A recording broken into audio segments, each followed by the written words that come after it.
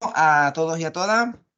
Iniciamos la clase, la tutoría número 2. En verdad, esta sería la que primera vamos a dar temario, porque la otra fue de introducción a la asignatura de Economía Fundamentos Microeconómicos, que como sabéis, pues está en el primer semestre o cuatrimestre del tercer curso de grado de Trabajo Social, ¿vale? Bueno, pues vamos a empezar. Voy a quitar esto que está transcribiendo, no nos hace falta.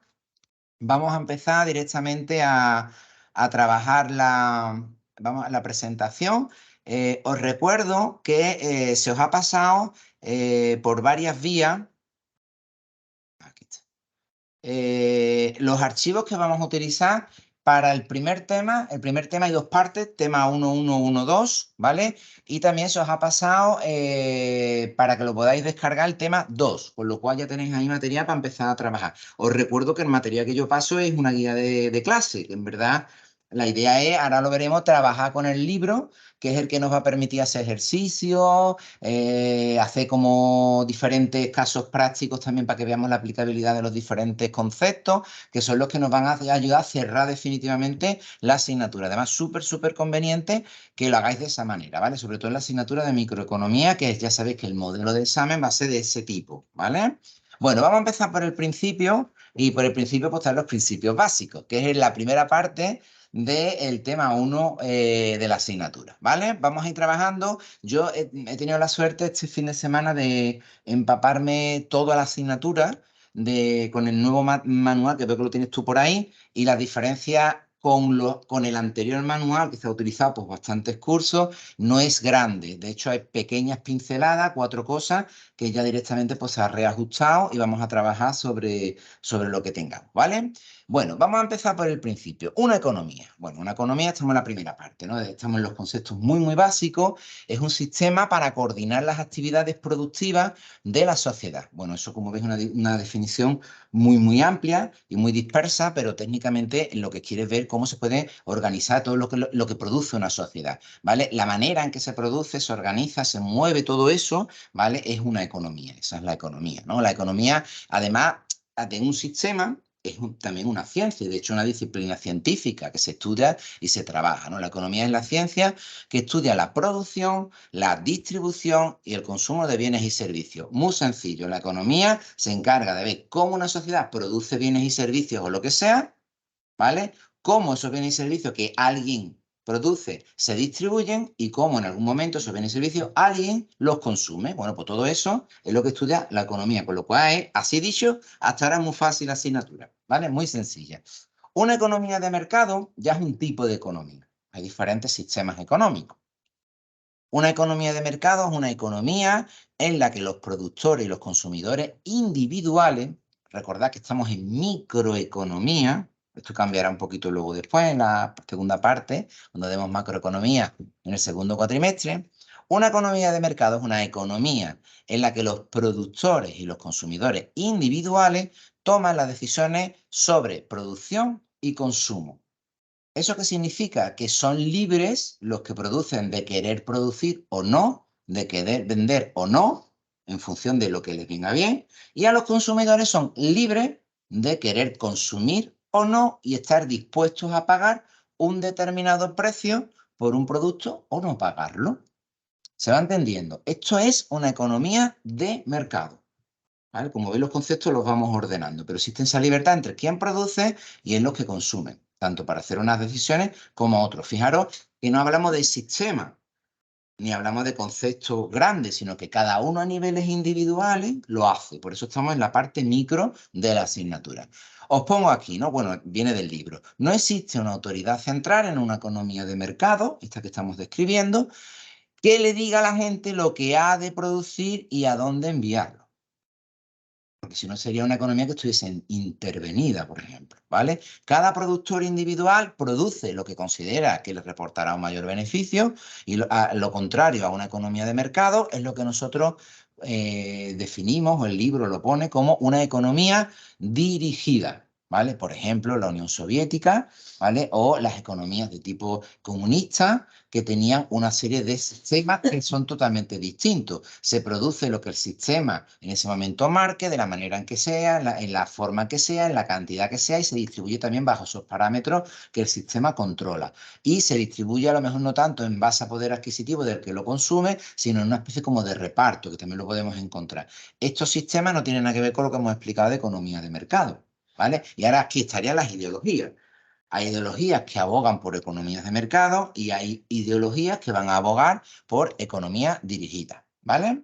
En cualquier caso, el libro que vosotros vais a trabajar todo el tiempo se enfoca en el parámetro de economía capitalista, actual, occidental, que es la que nosotros nos encontramos, ¿vale? Por tanto, no es una economía dirigida. Alguien dirá, pero Baristo, hay veces que se obliga a los productores determinadas cosas y a los consumidores se les encorseta determinadas otras. Claro, esos elementos de intervención o de control, sobre todo en lo macro que veremos un poquito más adelante, también se dan algunas cositas en lo micro, pero son como pequeñas pinceladas comparadas con lo que estamos hablando de una economía dirigida por sí, ¿vale? Bueno, hasta aquí se va entendiendo más o menos. Lo importante es que vayamos afianzando nuestros conceptos, porque luego da igual lo que nos pregunten, sepamos responderlo perfectamente, ¿vale?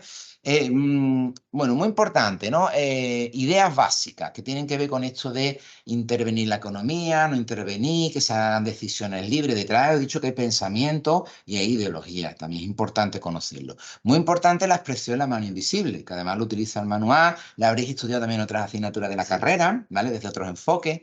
En la mano invisible se refiere ahí tenéis a Adam Smith, que fue el que la argumentó. He buscado el recorte de la foto. Bueno, no es foto, es dibujo. Se refiere a cómo la búsqueda individual del propio interés puede generar buenos resultados para la sociedad en conjunto. Bueno, es mucho más complejo lo de la mano invisible. El concepto de mano invisible, si luego leéis un poquito más en el libro, os vais a dar cuenta no solamente de que según aparece aquí, esas decisiones individuales sin intervención o mediación ninguna son buenas para todos. Eso es un elemento ideológico. Ya sabéis que esto no es verdad así explicado, ¿vale? Pero además os vais a encontrar que la mano invisible lo que habla un poco es de la perfección del mercado libre. Algo así como el mercado es tan perfecto que se autorregula. Esa es la expresión correcta que utilizaría Adam Smith. Como si de una mano invisible se tratara, va poniendo las cosas en orden y lo va autorregulando. Luego hablaremos un poquito de lo que es la autorregulación, tal y como se entiende ahora mismo en la economía contemporánea, ¿vale? Que la tenemos que tener clara. Pero básicamente lo que viene a decir es, la economía es tan perfecta que cada vez que alguien le intenta tocar o le intenta regular, lo que hace es que la estropea. Con el tiempo nos daremos cuenta, incluso los autores de este libro, entre ellos el premio Nobel Paul Krugman, ¿vale? Llegarán aquí a decir en el libro que la economía es imperfecta, que requiere regulación por parte del Estado, ¿vale? Pero esto es una evolución del liberalismo este de Adam Smith y una revisión de todos los fracasos económicos anteriores hasta que se llega a esta conclusión, que tendrá que venir de la mano del New Deal norteamericano y la crash del 29, ¿vale? Que a partir de ello nos cuestionaremos las cosas de otra manera, ¿vale? Más o menos para que os ubiquéis los. ¿Qué es la microeconomía? Porque claro, la asignatura es microeconomía.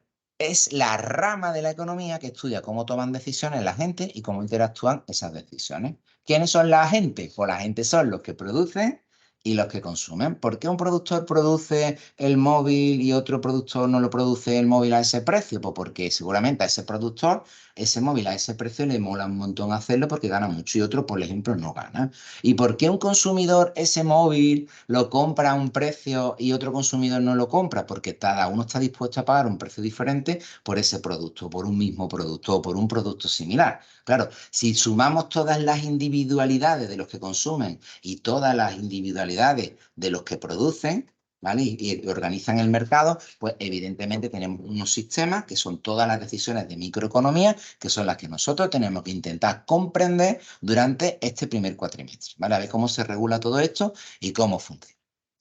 Cuando la búsqueda individual del propio interés genera malos resultados para la sociedad en su conjunto, es lo que se conoce como un fallo de mercado. Los fallos de mercado no es una excepción, es la norma. Recordad que en un momento determinado, todas las economías, si todos los consumidores se quieren enriquecer, ¿qué quiere hacer alguien que vende? Vender lo más posible y enriquecerse lo más posible en el menor tiempo posible. Bueno, pues hay veces que romper sistemas o romper las reglas del juego. Le llaman burbujas. La burbuja está estallando, la burbuja inmobiliaria, suena todo esto, ¿verdad? Pues eso, es que ya la ambición, el querer ganar a toda costa, llega un momento en que rompe cosas. La crisis de 2008 estuvo provocada por determinadas políticas económicas bancarias. ¿Quiénes lo rompieron? Pues los bancos, entre otros. Se va entendiendo, jugaron mal la partida para enriquecerse muy pronto y rompen el sistema, ¿vale? Igualmente lo puede hacer el consumidor. ¿Qué pasaría si unos consumidores dejan de consumir unos determinados productos? Porque esa empresa va a quiebra o se arruina. ¿Se entiende? O si esos consumidores tienen poco poder adquisitivo, en general reducen, ya lo veremos en macroeconomía, las tendencias de consumo, porque a lo mejor una economía puede entrar en crisis. O sea, todo esto, sumando muchas individualidades, aunque haya reglas de juego transversales, pues son los que vamos a intentar ir viendo. Pero desde luego, los fallos de mercado, que más que una excepción, os puedo asegurar que es un elemento muy, muy normal y muy habitual. Por eso hay momentos en que las economías van bien y que las economías pues van mal. ¿Cómo se llama eso? Pues son, bueno, ponen buenos tiempos, malos tiempos, pero en verdad se llaman elementos o tiempos de recesión, que son como crisis económica, no necesariamente crisis económica, y elementos de bonanza, ¿vale? O de crecimiento económico. Básicamente es lo que nosotros encontramos en las evoluciones de la economía, ¿vale? Una recesión, pues como su nombre indica, es una desaceleración o caída de la actividad económica. Atentos, porque estos dos conceptos, estas dos precisiones que tiene la definición son muy importantes. Oye, Baristo, para que haya una recesión significa que la economía tiene que ir mal o que simplemente se tiene que frenar o parar el consumo, la economía o la producción. No, no tiene que ver eso. Simplemente con que se desacelere. Ah, espérate, Baristo, espérate.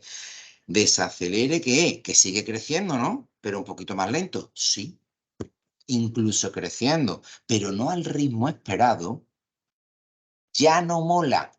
No sé si me estoy explicando. A quien se está llenando los bolsillos con el sistema. Por tanto, ya no le gustan las reglas de juego. No gano lo que debería de ganar al ritmo que yo quiero ganar.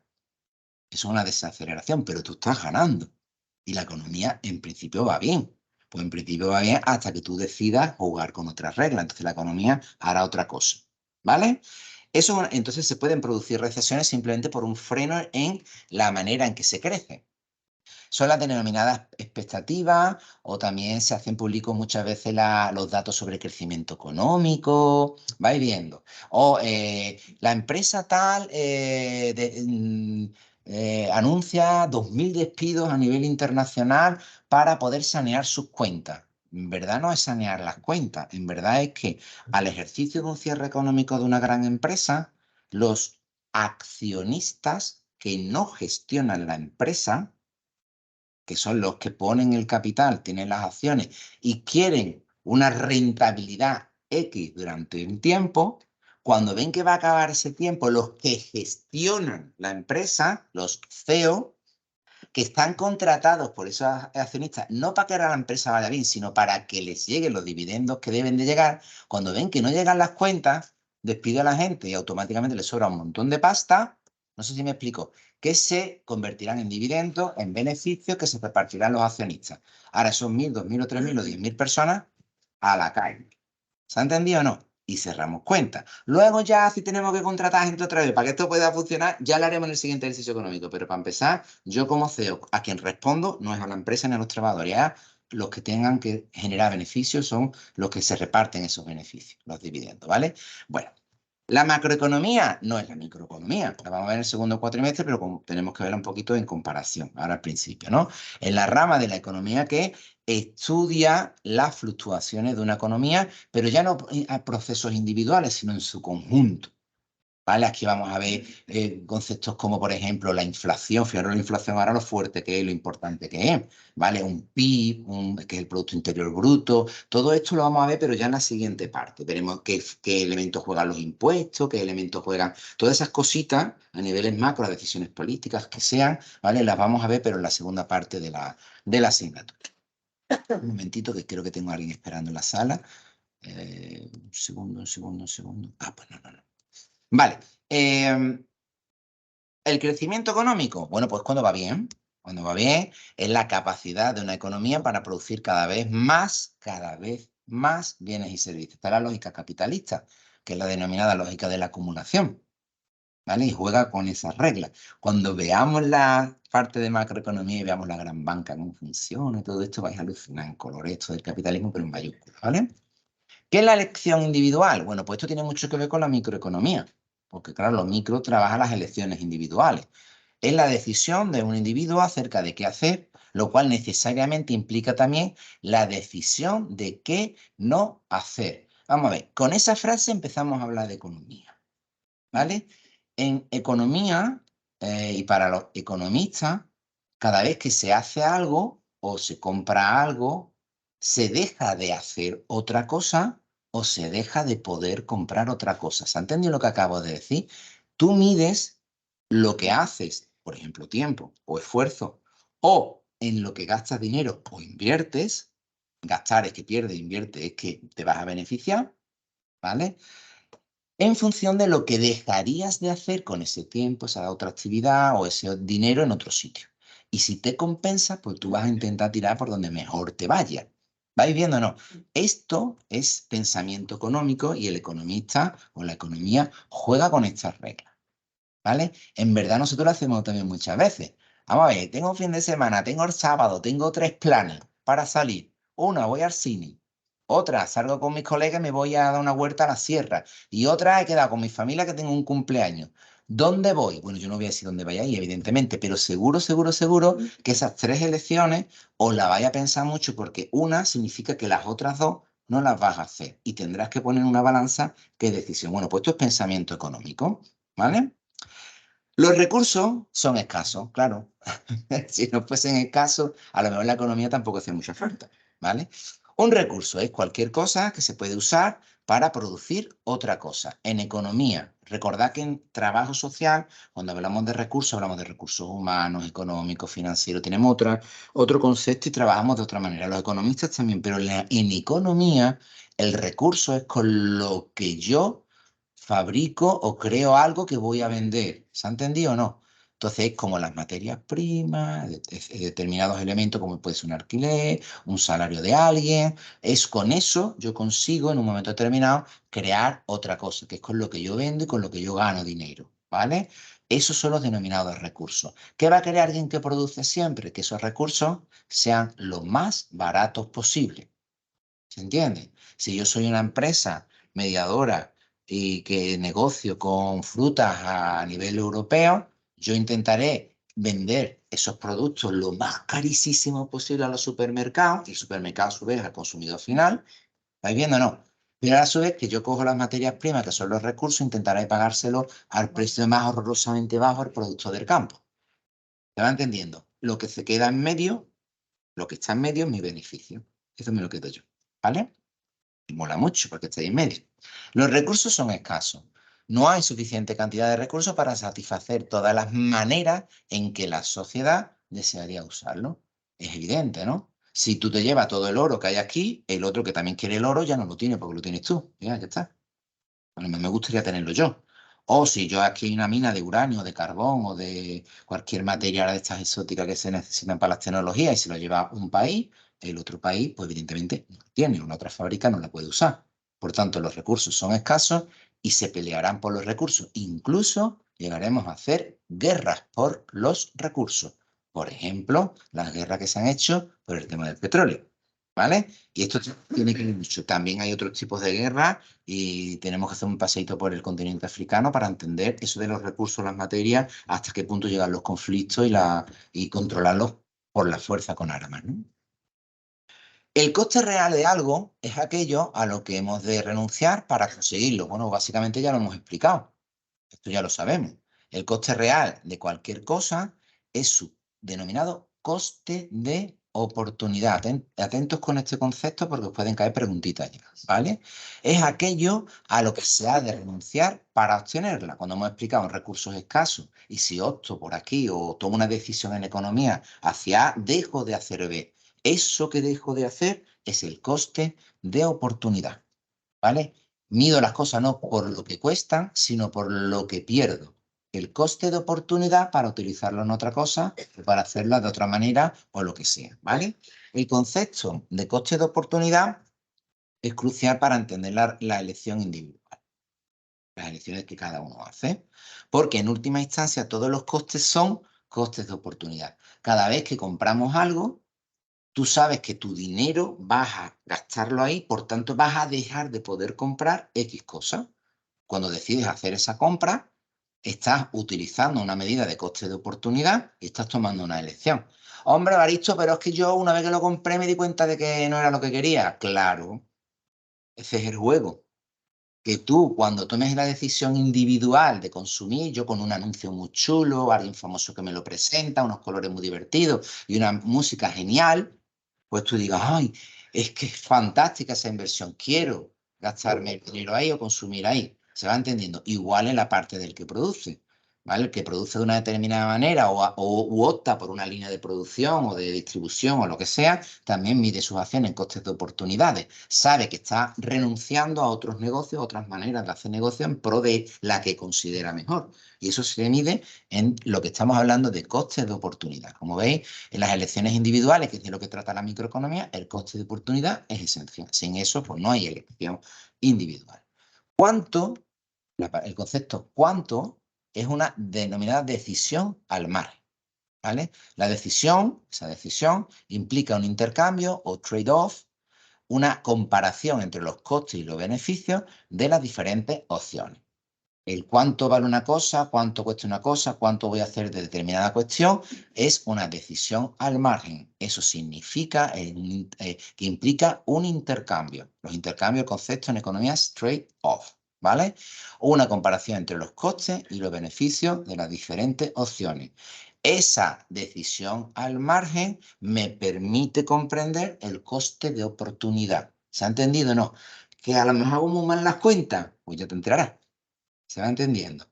El que te vende va a intentar que tú siempre veas su opción la mejor y tú, si además te sientes feliz con la compra o satisfecho, pues entenderás que ha sido una buena elección, ¿vale? El cuánto es muy importante que también lo tengáis en cuenta y lo vamos a aprender a lo largo de los temas de la asignatura. ¿Cuánto vale una cosa? Una cosa no tiene un valor. Alguien le pone un precio porque ha producido y entiende que su margen de beneficio debe de ser X, el que sea. ¿Vale o no? Pero lo que vale una cosa no es lo que diga el que produce, es lo que esté dispuesto a pagar quien lo quiera comprar. ¿Se ha entendido lo que acabo de decir? Esto es muy importante. ¿Por qué un iPhone vale tanto? ¿O por qué un móvil plegable de última generación vale por encima de 1.000 euros? ¿Se está entendiendo? Porque hay gente que está dispuesta a pagarlo. Si la gente no está dispuesta a pagar eso, ese producto que tiene mucho margen de beneficio bajará mucho de precio. ¿Se ha entendido lo que acabo de decir o no? Y en vez de 1.000, puede costar 500 o incluso 200. Y aún así, ganaría lo mejor que produce. Y el intermediario, o sea, esto es una pasada. ¿Vale? Los márgenes son impresionantes. A más está dispuesto alguien de pagar, más vale ese producto. ¿Vale? Por eso se aplicará, lo veremos un poquito más tarde, creo que en el siguiente tema ya, la ley de oferta y demanda. ¿Vale? Hacemos un intercambio o trade-off cuando comparamos los costes y los beneficios de hacer algo. Las decisiones sobre hacer un poco más o un poco menos de una actividad son decisiones marginales, ¿vale? El estudio de ese tipo de decisiones se llaman también análisis marginales. Hay economistas especializados en análisis marginales y te comparan los riesgos de las decisiones, cuánto no, qué te interesa, qué no te interesa. ¿Vale? Cuando tú eres inversor, trabajas en una empresa, tú sabes que cada paso que das tiene unos beneficios y unos costes económicos. Necesitas tener expertos que te van diciendo cada uno de esos pasos, cuánto de cada, vais viendo, no, te puede generar. Y en ese cuánto de cada tú tienes capacidad para tomar decisiones. ¿Vale? Eso es fundamental. Más o menos, digo, para que lo vayáis ordenando los conceptos que van ahí apareciendo. ¿Vale? Sobre todo, ya digo, este tema primero que es precisamente de conceptualización. La gente suele aprovechar la oportunidad para mejorar. Es otro de los principios de la economía, ¿vale? De la elección individual. Todo el mundo quiere mejorar. Intenta que cuando se da una opción de mejora o unas condiciones de mejora en lo que sea, pues aprovecharlo, ¿vale? Es un principio económico entendido muy básico, ¿vale? ¿Qué es lo que puede ayudar mucho en esto? Pues un incentivo. Un incentivo es cualquier cosa que ofrece algún tipo de recompensa a las personas que cambian su conducta. Por ejemplo, yo normalmente siempre compro esta marca de pan de molde. Esto no es pan de molde, ¿vale? Siempre compro esta marca de pan de molde, pero es que he ido al supermercado y otra marca de pan de molde que hay al lado me ofrece un 2x1. Ostras, es un buen incentivo. ¿Se ha entendido lo que acabo de decir o no? Ese pan cuesta más caro, no es el que suelo comprar, pero es que en un 2x1, yo hago así, digo, yo me lo llevo. ¿Se entiende? Eso es un incentivo. Algo que hace que tú cambies tu conducta de consumo, tu conducta individual. Y esos elementos son importantes. Un incentivo para el que produce puede ser a lo mejor una buena subida de los precios. Si suben mucho los precios, dices, uy, este producto que no lo estaba yo produciendo, ahora me interesa producirlo, porque es que ahora me ha incentivado el juego económico y a ganar unos márgenes de beneficio sumamente interesantes. Voy a entrar por aquí, ¿vale?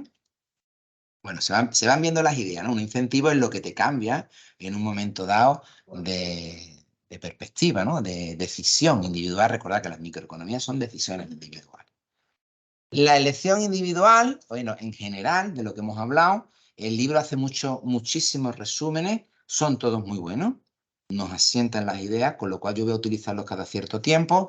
Primero, idea fundamental. Hay 4 principios, los hemos explicado los 4, los recursos son escasos, siempre hay que elegir, por tanto la microeconomía jugará esas elecciones. El coste real, segundo, de cualquier cosa, aquello a lo que se ha de renunciar para obtenerlo, es lo que se conoce en economía como coste de oportunidad. También lo hemos explicado. ¿Cuánto? ¿Cuánto de una cosa? Es una decisión al margen. Normalmente la pregunta no se plantea en términos de sí o no, sino en términos de cuánto, ¿vale? Porque es economía. Y es esa una pregunta cuya respuesta depende de los costes y los beneficios de hacer un poco más o un poco menos de lo que sea que nosotros nos estemos cuestionando o planteando, ¿vale? Ese cuánto. Y evidentemente la gente, lo último que hemos explicado, suele aprovechar las oportunidades para mejorar. Importante. Y ahí hemos explicado, por ejemplo, como un incentivo, un concepto muy concreto, puede hacer que nosotros cambiemos en un momento dado una decisión de consumo, ¿vale? Bueno. Hasta aquí yo creo que más o menos las cositas, vamos siempre metiendo más variables o más elementos para irlo complicando, pero en verdad más o menos yo creo que debe de estar entendible. Si hay dudas, pues me lo comentáis.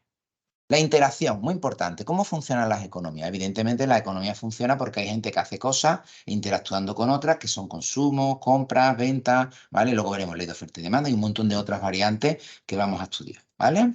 Una economía es un sistema para coordinar las actividades productivas de muchas personas, ya lo hemos explicado al principio. En una economía de mercado, como es la nuestra, esta coordinación se lleva a cabo sin necesidad de un coordinador. Esta es la clave fundamental. Si yo hiciera una pregunta tipo T, metería esto, ¿vale? Porque el concepto está muy claro. Si es una economía de mercado donde todas las decisiones de productores y consumidores son libres, eso se coordina solo, se estructura solo. No hay nadie que coordine o maneje o controle. De hecho, es delito. Ya lo veremos. ¿Vale? Cuando veamos los monopolios, oligopolios, ¿vale? Eso está perseguido, no debe de controlarlo nadie. No debe, pero se controla, ¿vale? Cada individuo toma sus propias decisiones, no hay un coordinador, no hay un moderador que arbitre de esa manera. Sí hay controles, hay cuando uno se pasa, otro no se pasa, hay sanciones, todo eso se puede llevar a tribunales, hay organismos específicos económicos, todas esas cosas van a existir, ¿vale? Pero no coordinan. Pero esas decisiones no son independientes de las de todos los demás. Si las oportunidades de cada individuo y por tanto las elecciones dependen mucho de las elecciones que hacen los demás. Por eso, para entender cómo funciona una economía de mercado, hemos de examinar esta interacción en la que mis decisiones afectan a las tuyas y viceversa. Y esto ya es microeconomía. Voy a explicarlo, ¿vale? Mi decisión individual es comprar el pan que está de oferta, porque a mí me ha llegado un incentivo, o por lo que me dé la gana, porque este que iba a coger tenía el paquete doblado y no me mola, me gusta más el otro que el paquete es más bonito, lo que sea, yo ya he decidido. Y tengo claro que voy a consumir ese, pero es que resulta que mi decisión individual, que me creo que nada más me afecta a mí y a mi bolsillo, imaginaros que hay un montón de gente con decisiones individuales iguales que las mías que toman la misma decisión. ¿Qué ocurre? Pues muy fácil. Si todo el mundo toma esas decisiones hacia el nuevo pan de molde, el pan de molde ve subida la demanda. Y si ve subida la demanda, ¿qué le va a ocurrir al producto? Que va a subir de precio. ¿Vais viendo o no? De muchas elecciones individuales, sin que nadie haya mediado, va a hacer que el mercado, ¿vale? Por sus ajustes, quiera que ese producto o pueda exigir un pago mayor y la gente además va a estar dispuesta a pagarlo. Pero claro, lo otro que llega con una edición individual se puede encontrar que el pan de Moldara está más caro o yo mismo cuando pase un mes. ¿Se ha entendido? Es decir, eso es la interacción.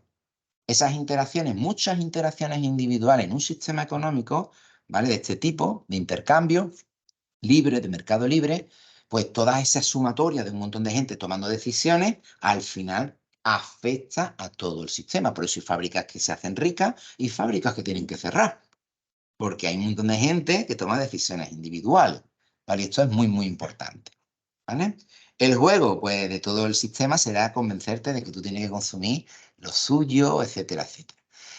Esa interacción, recordad, microeconomía, muchas decisiones individuales que se interinfluyen porque interactúan y se afectan unas a otras. Y ese es el juego microeconómico. Ya está, en verdad, ya hemos entendido toda la asignatura. Ya es lo que vamos a adornar a partir de aquí en los siguientes temas, pero en verdad es esto, ¿vale?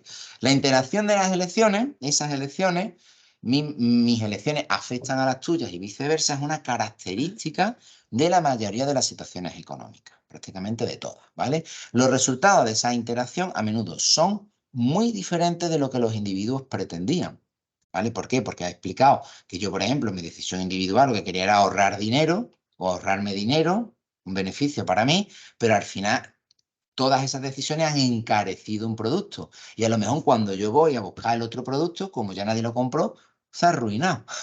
Ya no lo venden. Y ahora me tengo que aguantar con el producto ese, que ahora está bastante más caro y ya no me mola pagar ese precio. Vais viendo, se pueden pasar cosas de este tipo, ¿vale? Principios básicos que vais a estudiar en el libro, ¿vale? De la interacción entre las elecciones individuales, ¿vale? Todo intercambio produce ganancia. De hecho, por eso hacemos intercambios. Hombre, Baristo, no es verdad. No es verdad que todo intercambio produzca ganancia. Hay veces que tú te coges o haces un intercambio con otro y tú te coges un producto que vale menos. Sí, pero cuando tú hiciste el intercambio, a ti te hacía falta ese producto y tú ganaste y tomaste la decisión porque tú querías ese producto y estuviste dispuesto a pagar aquel precio porque suponías que salías beneficioso. ¿Se está entendiendo? Entonces, tened mucho cuidado porque cada vez que se hace un intercambio y las partes acceden al intercambio, en lo que sea, cada parte en ese momento elige eso porque gana. Si no, el intercambio no se produce. ¿Se entiende? Con lo cual lo tenemos ahí.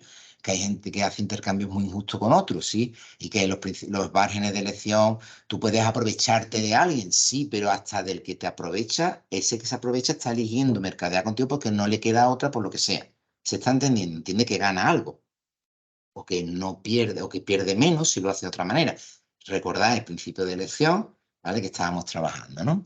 Los mercados tienden al equilibrio. Ahora explicaremos un poquito más eso de los mercados tienden al equilibrio.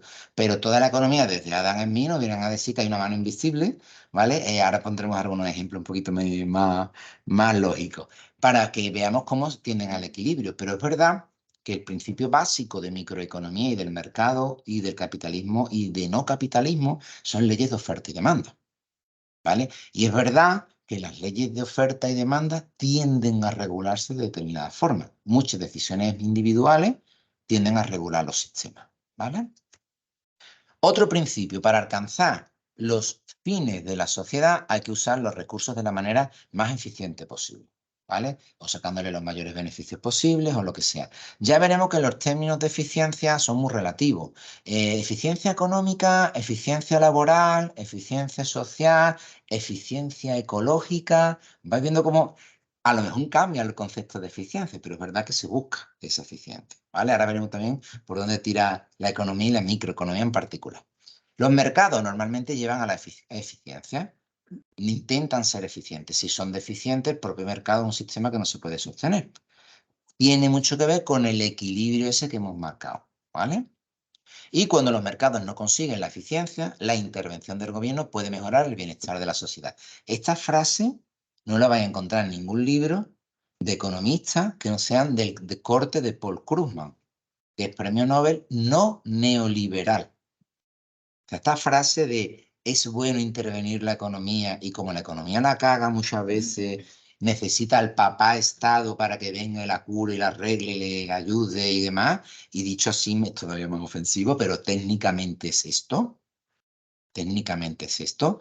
Eso lo va a encontrar en muy pocos manuales, muy pocos economistas que se pringan y dicen que realmente la economía es imperfecta y muchas veces cuando la caga, lo hace mal, mete la pata, necesita que alguien lo controle. Evidentemente la gente no puede, no tiene capacidad. ¿Quién tiene capacidad? Los estados con sus regulaciones normativas, etcétera, etcétera. Cada vez menos, porque la economía es cada vez más supranacional y los estados por sí se quedan en unidades más pequeñas que lo que realmente el mercado es. Entonces, se tienen que crear instancias supranacionales, Fondo Monetario Internacional, Banco Internacional, otras instancias, que aquí no las vamos a trabajar, ¿vale? Que intentarán poner medida a esa barbaridad de que hace muchas veces el mercado. Pero más o menos se va entendiendo, ¿no? Vale.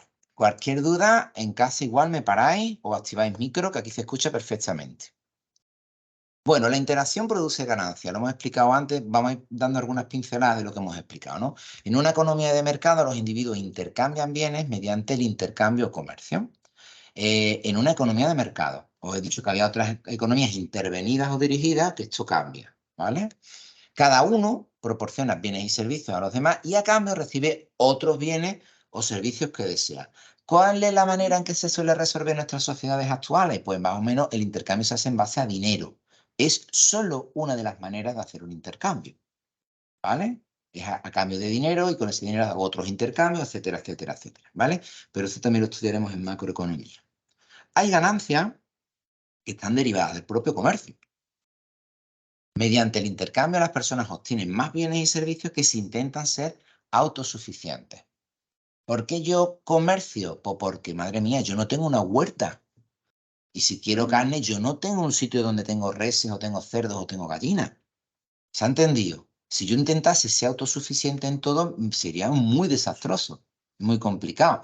¿Qué hacemos? Que cada uno aporta lo que puede aportar en la forma en que sea y lo puede mercadear o negociar y otros lo van a querer adquirir o comprar, ¿vale? Este aumento de la producción, perdón, mediante el intercambio las personas obtienen más bienes y servicios, mucho más, que si lo hacen de manera autosuficiente. Este aumento de la producción se debe a la denominada especialización, ¿vale? Cada persona se dedica a aquellas actividades para las que está más capacitada. Esto es un principio de desarrollo social. Si nosotros nos vamos a las antiguas organizaciones en bandas, en tribus, la tribu ya estaba especializada, pero hasta en las bandas siempre había uno que cazaba mejor y otro que cogía seta mejor que otro. Pues eso ya es una especialización.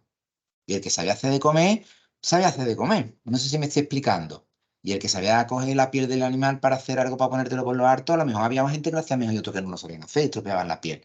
Bueno, pues estos son especializaciones, ¿vale? Eso produce la posibilidad de comercio y que uno se beneficien de la especialización del otro, ¿vale? Por eso estudiamos una carrera y después de una carrera un máster y después, porque nosotros somos en términos de mercado, mercado laboral y nos queremos especializar como mercancía. Mola, porque entendemos que somos más valiosos y somos más valiosos por más. Bien, los mercados, hemos dicho, tienden al equilibrio. Vamos a explicarlo un poquito más, ¿vale? Porque hemos hablado de la mano de Adam Smith, pero técnicamente es de otra manera. Un equilibrio es una situación, si se tiende al equilibrio, es que tienda a una situación en la que ningún individuo puede mejorar haciendo algo diferente de lo que hace. Así contado, dice, ay, qué bonita es la economía. De hecho, la economía, hay definiciones que la vais a encontrar por ahí, que es la ciencia que permite que todo el mundo esté lo mejor posible o gane lo más posible en la sociedad en la que se encuentra. De hecho, han cambiado, ¿no? Sí, bueno, le hacen cambios, pero más o menos estamos hablando. ¿Qué es lo que has encontrado tú ahí? Exactamente, Sí, yo creo que en el otro libro, no sé, a lo mejor me estoy equivocando yo en sí, el concepto, ponía que un equilibrio es una situación en la que ningún individuo puede mejorar haciendo algo con peores diferente. otro, Exactamente. con peores otro, decía Muy el bien, otro libro, muy que yo bien, sepa, muy bien. creo. Sí, sí, no, lo dicen los dos, ¿eh? Lo dicen los dos. Sí, Entonces, una situación donde se supone que todos están mejor. Para que, ahora, la segunda parte, la que tú estás diciendo, pero si yo quiero estar un poquito mejor, a lo mejor tengo que coger de donde otros tienen. Puedo provocar que otros estén peor. Claro, ya hablamos de capitalismo y acumulación de capital, hay cachí. Y yo quiero más, yo quiero más, yo quiero más, yo quiero más es de lo que hay. Significa que los demás van a tener menos. Por eso la economía, equilibrada no está. Y hacérselo muy bien no se lo hace muy bien. Lo hace muy bien para quien gana, para quien pierde es horrorosa. ¿Vale? Por tanto, es súper imperfecta y está muy mal hecha. Muy mal hecha. En el momento que en una sociedad existen pobres o personas que pasan necesidad, es un fracaso de la ciencia económica. Por favor, esto no lo van a preguntar en el examen, pero como somos trabajadores sociales, tenemos licencias para expresarlo, ¿vale? El ejemplo de equilibrio que os pone el libro, y os lo vais a encontrar en muchos sitios, y además creo que está muy bien explicado, es el equilibrio de las cajas de un supermercado. Tú cuando llegas al supermercado ves un montón de líneas de cajas, ¿vale? Y unos tienen más gente, otros tienen menos gente, te dicen, ¿dónde me pongo? Y ahora tú haces una elección.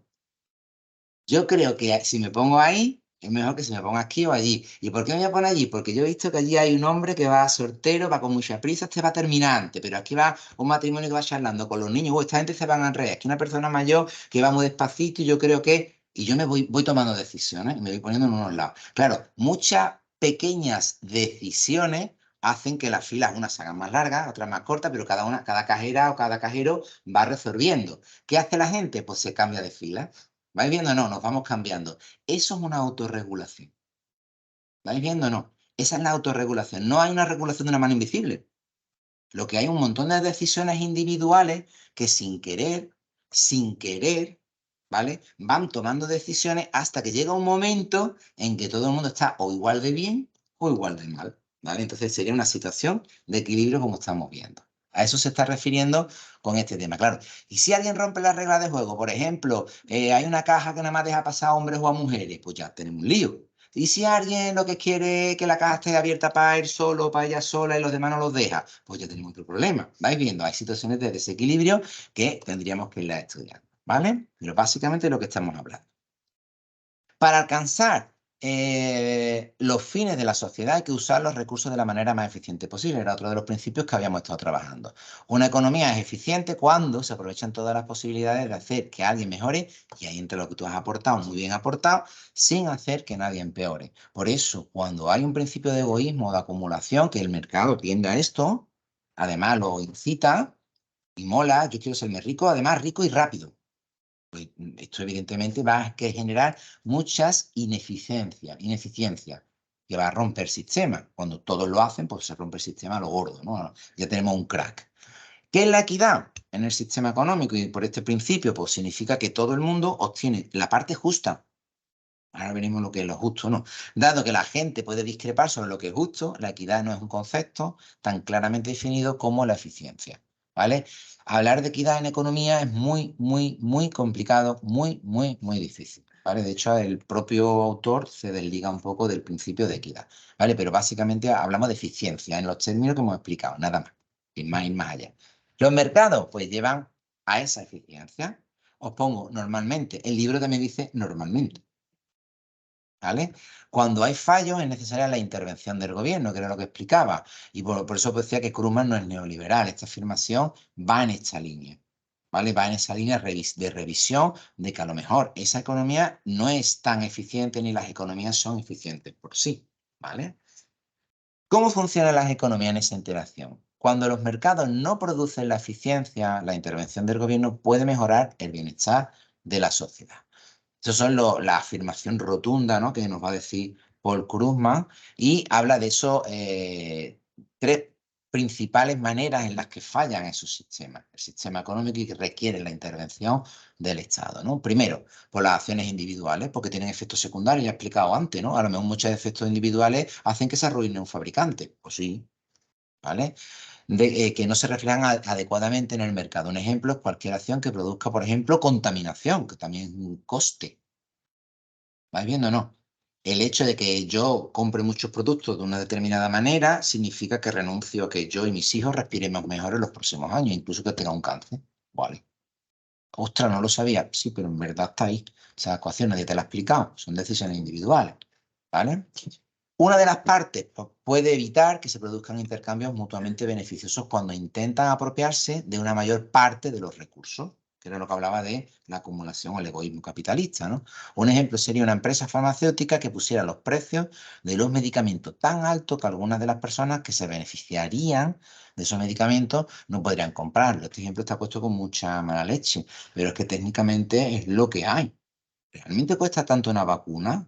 ¿Realmente cuesta tanto un medicamento? ¿Se está entendiendo? ¿O es lo que la gente que está muy malita está dispuesta a pagar, recordáis? ¿Por qué los medicamentos tienen precios diferentes en el país en lo que tú los compras y los vendes? ¿Por qué no se permiten transferencias de medicamentos de unos a otros? Oh, ¿y por qué a mí no me dejan fabricar medicamentos si yo lo puedo fabricar casi gratis en mi país, dárselo a los niños o a los mayores? Pues porque eso hay un control, ¿vale? Y todo esto son perversiones que tiene el propio sistema, que está muy bien explicado, pero evidentemente sigue beneficiando a uno y siempre perjudica a los mismos. Algunos bienes, por su propia naturaleza, no pueden ser asignados eficientemente por el mercado. Un ejemplo de estos bienes sería el control del tráfico aéreo. Hombre, por control del tráfico aéreo imaginaros que hay un volcán, pues ya por más eficiencia que tú quieras, pues ese día no va a volar ningún avión, ¿vale? Cositas de este tipo, ¿no? O elementos que no tienen que ver con el mercado. ¿Cuáles serían, y con eso ya terminamos, los principios básicos de la interacción en el conjunto de la economía? ¿Vale? Bueno, pues básicas son muy sencillitos, ¿vale? No, y pongo ahí no profundizo porque es que son muy sencillitos. De todas maneras, los miráis un poquito más detenidamente en el libro, ¿vale? Uno, un gasto de una persona es un ingreso para otro, ya lo hemos explicado. Este es el potente, potente, potente. Otro, las políticas públicas pueden modificar el gasto, no lo hemos insertado, pero es evidente que las políticas pueden incentivar o no un control de un precio, de una cantidad, un impuesto sobre una materia prima, vais viendo, no, un impuesto sobre o un tema de derechos laborales. Todo eso puede afectar a los recursos, a los costes, beneficios, todo este tipo de cuestiones, ¿vale? El gasto total, también hay que mencionarlo, algunas veces no coincide con la capacidad productiva de la economía, ¿vale? Esto es muy importante. Vamos a poner un ejemplo. El gasto total a veces no coincide con la capacidad productiva de la economía.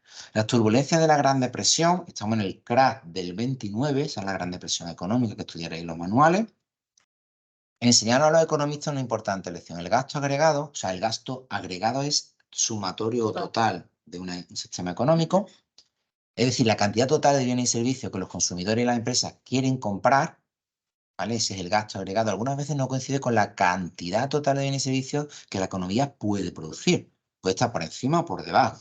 Hay mucha demanda o poca demanda, o mucha oferta, poca oferta, ¿vale? En la década de 1930, al crash del 29, el gasto cayó muy por debajo de lo que habría sido necesario para mantener el nivel de empleo. Si la gente que está dispuesta a comprar, porque no tiene salario, porque no tiene dinero, las empresas están medio arruinadas, no gastan, el sistema productivo que tiene un nivel y una capacidad productiva, llega un momento que como no vende lo que tiene, ¿qué hace? Pues empieza a cerrar fábricas, a arruinarse y se empieza a destruir empleo. Destruimos empleo, reducimos la capacidad de gasto. ¿Vais viendo por dónde voy? A menos gasto, tampoco se responde a la capacidad productiva se vuelve a arruinar. Todo esto es un círculo, ¿vale? En realidad, las reducciones en el gasto están en el origen de la mayoría de las recesiones, pero no en todas. El crash del 29 fue un problema de demanda. Pero estudiaremos, no sé si aquí, pero si un día tomando café explicaré que la crisis del petróleo del 73 fue una crisis de oferta. No fue porque la gente no pudiera consumir, era que quien quería ofertar decidió no hacerlo para encarecer los precios y enriquecerse. Ah, os suena, ¿verdad? Aquí todo el mundo que hace algo puede liarla muchísimo, ¿vale? En realidad, ya digo, no todas son crisis de este tipo, aunque después de 1930 no ha vuelto a ocurrir nada como una Gran Depresión. Sí es verdad que ha habido otras crisis, la última que hemos tenido de 2008 para acá, que tiene muchas similitudes, ¿vale? También es posible que el gasto total sea excesivo, o sea, al revés, de la otra manera. En este caso aparecerá una cosa, y ahí estamos, que se llama la inflación. ¿Vale? Un aumento generalizado de los precios en la economía. Si hay mucha demanda por encima de lo que se puede producir o se quiere producir, muy importante, ¿qué va a pasar? Que como hay pocos productos y mucha gente que los pide, pues aquí vamos a subir mucho los precios. Suben mucho los precios y los salarios no, pierdes poder adquisitivo, eso se llama inflación. Ya lo estudiaremos un poquito más adelante, ¿vale? En general, este aumento de los precios se debe a que la cantidad de bienes los consumidores quieren comprar, supera la oferta disponible. Los productores pueden subir sus precios y seguir teniendo clientes dispuestos a pagar esos precios, ¿vale? Por eso hay un aumento generalizado de precios, ¿vale? Y es muy, muy potente. Bueno, lo dejo ahí para la reflexión. Chicos, podemos terminar el tema 1. Nos lo hemos ventilado, dije que hoy nos ventilamos el tema 1, que es de concepto, es de ubicación, ¿vale? Perdón, la primera parte del tema 1, la primera bloque de transparencia 1.1, el próximo día 1.2, y le damos caña y empezamos a ver ya cositas más, un pelín más técnicas, ¿vale? Bueno, ¿duda o alguna cuestión que se quiera plantear sobre lo que hemos hablado? En casa, a ver, por favor, ¿alguna duda? Alguien ha puesto, por ejemplo, la calle. Bueno, en fin, lo dejamos entonces aquí. Si os parece, nos despedimos. Voy a cortar la misión y os deseo que tengáis una fantástica semana y el próximo día ya le damos más caña y a por todas, ¿vale? Hasta luego. Adiós. Me despido.